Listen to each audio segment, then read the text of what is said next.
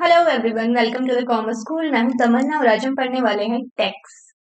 जी हाँ, what is tax? हमने अपनी डेली लाइफ में भी टैक्स के बारे में सुना होगा कि आपने आईटीआर फाइल किया कि नहीं, अरे इनकम टैक्स भरना था।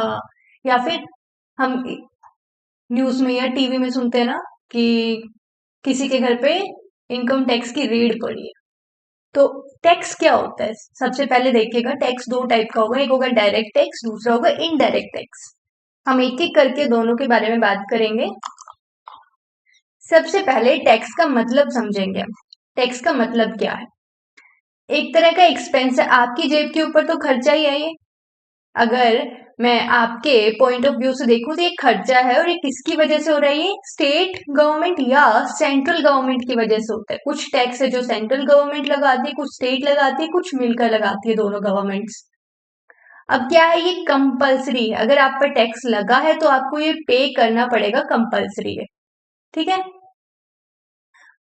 और ये कौन लगा रहा है? गवर्नमेंट ऑर्गेनाइजेशंस लगा रही है। सेम स्टेट हो सकती है, स्टेट गवर्नमेंट लगाए, सेंट्रल गवर्नमेंट लगा सकती है आप पर टैक्स, या दोनों मिलकर भी लगा सकती है। क्लियर है? There are one of the governments most significant income source. और जो गवर्नमेंट है हमारे लिए अलग अलग चीजें करती है, जैसे रोड बनाती है, ब्रिज बनाती है, या पेंशन मिल रही है लोगों को फ्री में, या फ्री एजुकेशन दी जाती है, या खाना या राशन दिया जाता है पीडीएस के थ्रू। ये सब कहाँ से आ रहा है? इसके लिए पैसा कहाँ से आता है गवर्नमेंट के पास? गवर्नमेंट को इनकम कहाँ से होगी? टैक्स से होगी इनकम। जो टैक्स हमारे ऊपर लगा रही है गवर्नमेंट, उससे क्या होगी? उसे इनकम होगी। उसी इनकम से वो क्या करती है? इकोनॉमी के अंदर अलग अलग एक्टिविटीज या अलग अलग प्लान्स को पूरा करती है। क्लियर है?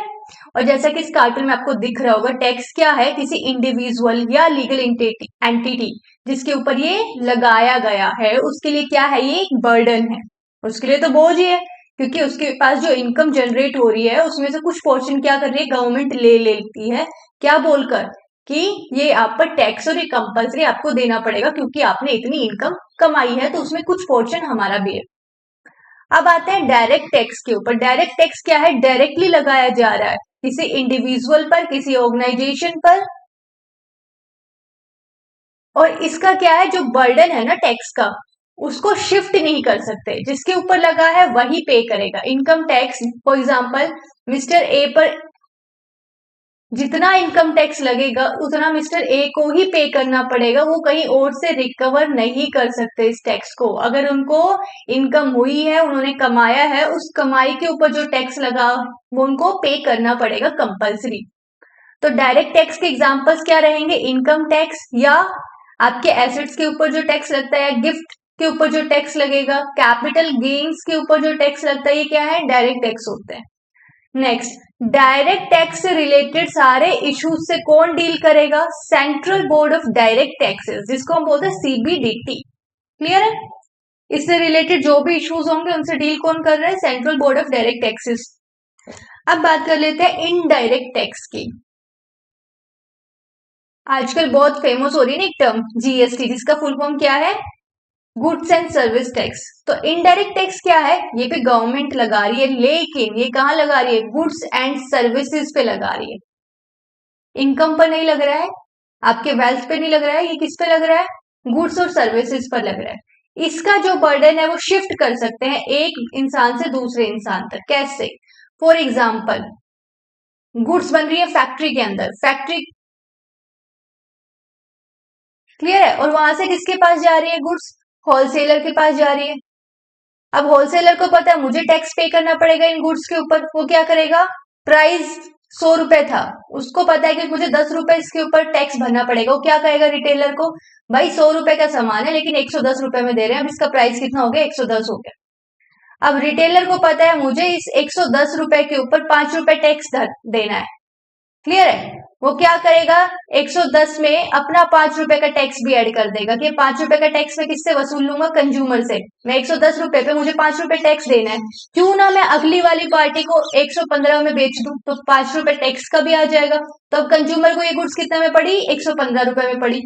100 रुपए के गुड्स थे, 10 रुपए का टैक्स होलसेलर को देना था, इसलिए उसने 110 में बेची, और 5 रुपए का रिटेलर को देना था, उसने 115 में बेच दी। तो 100 रुपए के गुड्स में कंज्यूमर ने क्या किया, 115 रुपए पे किया। ये गुड्स कंज्यूमर तक कितने में पहुंची, 115 में पहुंची। तो 100 से 115 तक आने के लिए 15 रुपए क्या लगा बीच में, इनडायरेक्ट टैक्स लगा, जिसको किसने पे किया, लगा तो ये होलसेलर और रिटेलर पर था, लेकिन पे किसने किया, कंज्यूमर ने किया। दोनों ने क्या किया, होलसेलर और रिटेलर ने अपना अपना टैक्स शिफ्ट कर दिया अगली पार्टी पर। क्लियर है? यानी कि होलसेलर ने रिटेलर से वसूल लिया, रिटेलर ने कस्टमर से वसूल लिया। दोनों ने अपनी जेब से नहीं दिया, उन्होंने अल्टीमेटली किससे वसूल लिया ये टैक्स, कस्टमर से वसूल लिया। एग्जाम्पल्स क्या होंगे, जैसे sales tax, specific tax, value added tax जिसको वैट भी बोलते हैं, और GST, goods and services tax. Next, indirect tax से रिलेटेड सारे के सारे इश्यूज से कौन डील कर रहा है, central board of indirect taxes and customs, जिसको हम बोलते हैं सीबीआईसी। क्लियर है? दोनों का मीनिंग क्लियर है आपको? अब आपको पता है टैक्स क्या होता है, डायरेक्ट टैक्स क्या होता है, इनडायरेक्ट टैक्स क्या होता है। तो मैं उम्मीद करती हूँ आपके डाउट क्लियर हो गए होंगे इस क्लास में। अब हम मिलेंगे नेक्स्ट क्लास में नए टॉपिक के साथ, तब तक के लिए बाय बाय।